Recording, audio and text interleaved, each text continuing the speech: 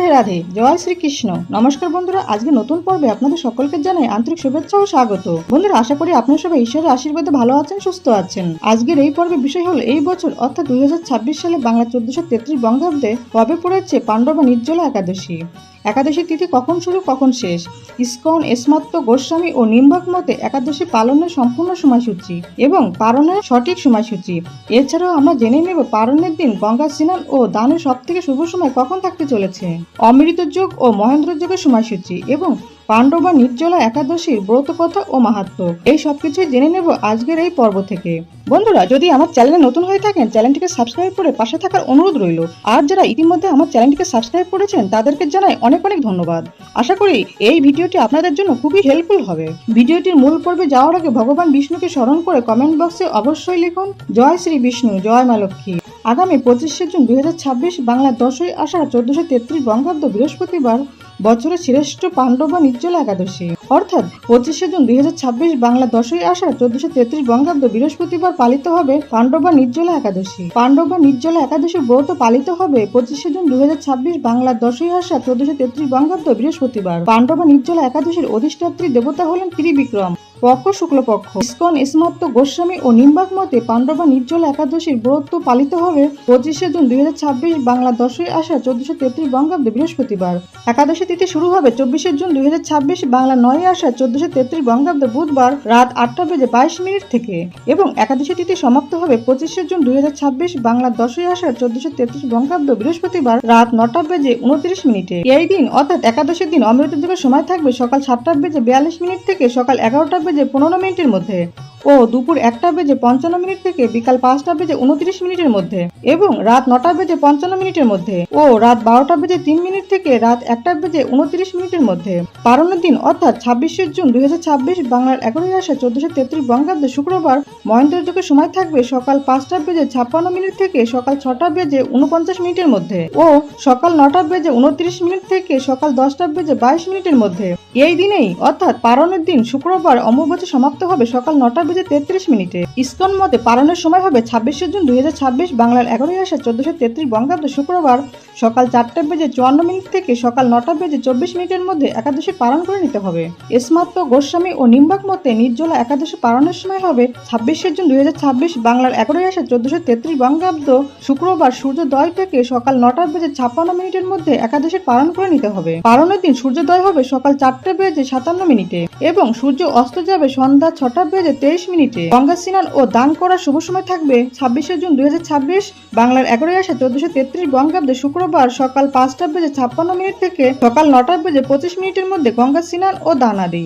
নির্জলা মানে সম্পূর্ণ উপবাস অর্থাৎ জল পর্যন্ত না খাওয়া। এই ব্রত পালনে বছরের সব একাদশীর ফল একত্রে লাভ হয়। এটি জ্যৈষ্ঠ মাসের শুক্লপক্ষের একাদশী তিথিতে পালন করা হয়। উপবাস, জপ, ভগবানের নাম স্মরণ এবং সাধ্যমতো দান এই তিথির মূল আচার। এই একাদশীর দিনে সম্পূর্ণ নির্জলা থেকে মধ্যম পাণ্ডব ভীম উপবাস করেছিলেন এবং সেই থেকে এর নাম নির্জলা একাদশী। সনাতন হিন্দু ধর্মে নির্জলা একাদশী একটি অত্যন্ত গুরুত্বপূর্ণ ও পবিত্র উপবাস তিথি। এটি বৈষ্ণবদের কাছেও বিশেষভাবে গুরুত্বপূর্ণ এবং একাদশী ব্রতের মধ্যে সর্বোত্তম বলে বিবেচিত হয়। নির্জলা একাদশী পালন করলে পাপ মোচন হয় ও পূর্ণ লাভ হয় এবং ভক্তের বিষ্ণু ভক্তি ও আত্মশুদ্ধি ঘটে এবং মৃত্যুর পর বৈকুণ্ঠ ধাম লাভ হয়। বন্ধুরা, নির্জলা একাদশীর দিন ভুল করে এই দুটি সবজি খাবেন না। আপনি নির্জলা একাদশীতে কোনো ব্রত পালন করুন অথবা না করুন, কিন্তু শাস্ত্র অনুসারে আহার নিয়মগুলি মেনে চলুন। একাদশীর দিন নিষিদ্ধ সবজিগুলির মধ্যে প্রথমে যেটির কথা বলবো সেটি হলো পুঁই শাক। খাদ্যগুণে ভরা পুঁই শাকে ভিটামিন ও মিনারেল সমৃদ্ধ একটি শাক এবং পুঁই শাক খেতে সুস্বাদু হলেও এটি একটি তামসিক খাবার এবং প্রচুর পরিমাণে নেগেটিভ শক্তিকে আকর্ষণ করে। তাই নির্জলা একাদশীর দিন বাড়িতে পুঁই শাক রান্না করবেন না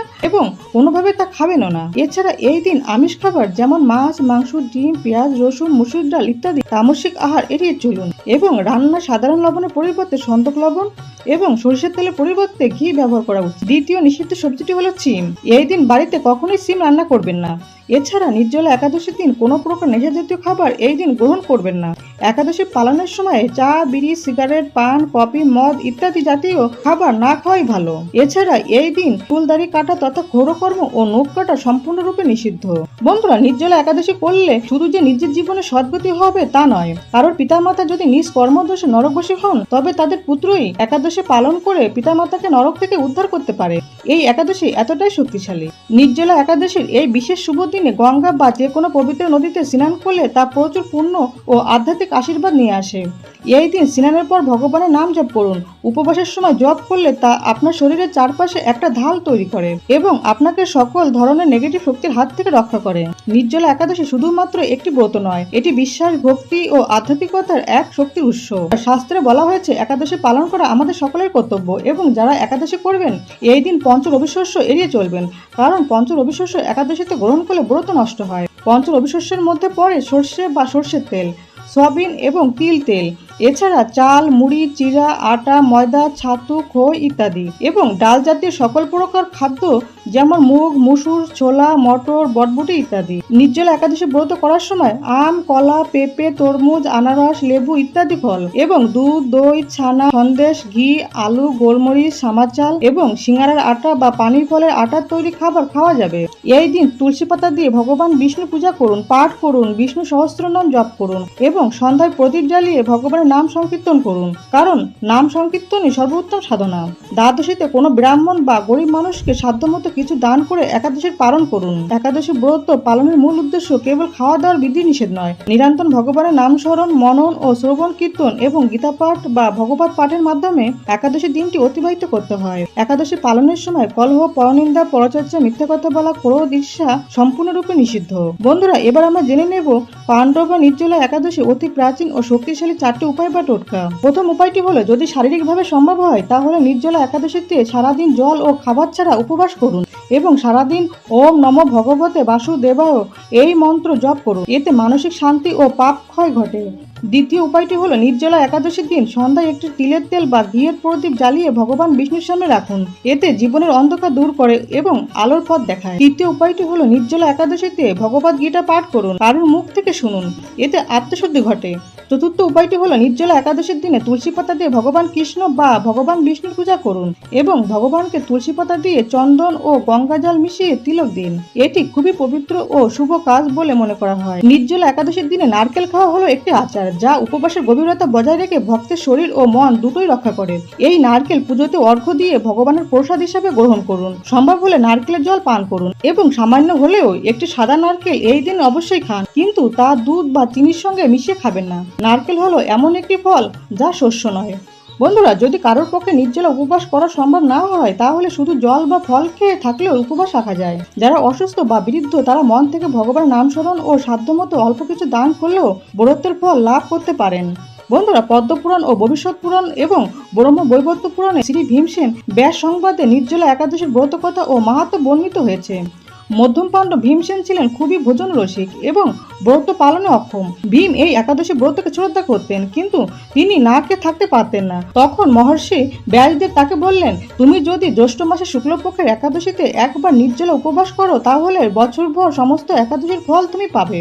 তখন ওই একাদশীর দিনে মহাবীর ভীম উপবাস করেছিলেন এবং তা করেছিলেন জল পর্যন্ত না গ্রহণ করে, এবং সেই থেকেই এর নাম নির্জলা একাদশী। এই একাদশী ব্রতের চারটি ধাপ আছে। প্রথম ধাপ হলো একাদশীর দিন উপবাস শুরু করতে হয় সূর্যোদয়ের আগে থেকে। দ্বিতীয় ধাপ হলো সারাদিন জপ, ধ্যান এবং বিষ্ণুর পূজা ইত্যাদি করা। তৃতীয় ধাপ হলো সন্ধ্যাবেলায় হরিনাম কীর্তন করা এবং সর্বশেষ বা চতুর্থ ধাপ হলো একাদশীর পরের দিন নির্দিষ্ট সময় অনুযায়ী পালন করে উপবাস ভঙ্গ করা। নির্জলা একাদশীতে উপবাস পালন করলে ভগবান বিষ্ণুকে সন্তুষ্ট করা যায় এবং তিনি তার ভক্তদের আশীর্বাদ করেন। বন্ধুরা, আশা করি ভিডিওটি আপনাদের সামান্য হলেও উপকারে আসবে। আর ভিডিওটি হেল্পফুল বলে মনে হলে চ্যানেলটিকে সাবস্ক্রাইব এবং নিজেদের ফ্রেন্ডস ফ্যামিলির সাথে শেয়ার করে আমার পাশে থাকার অনুরোধ রইল। ভগবান কৃষ্ণ ও মা লক্ষ্মীর কৃপায় আপনারা সবাই ভালো থাকুন, সুস্থ থাকুন এই প্রার্থনা করি। আজকের ভিডিওটি আজ এই পর্যন্ত। সবাই খুব ভালো থাকবেন, সুস্থ থাকবেন। দেখা হচ্ছে আগামী পর্বে। জয় ভগবান কৃষ্ণ, জয় মা লক্ষ্মী। রাধে রাধে।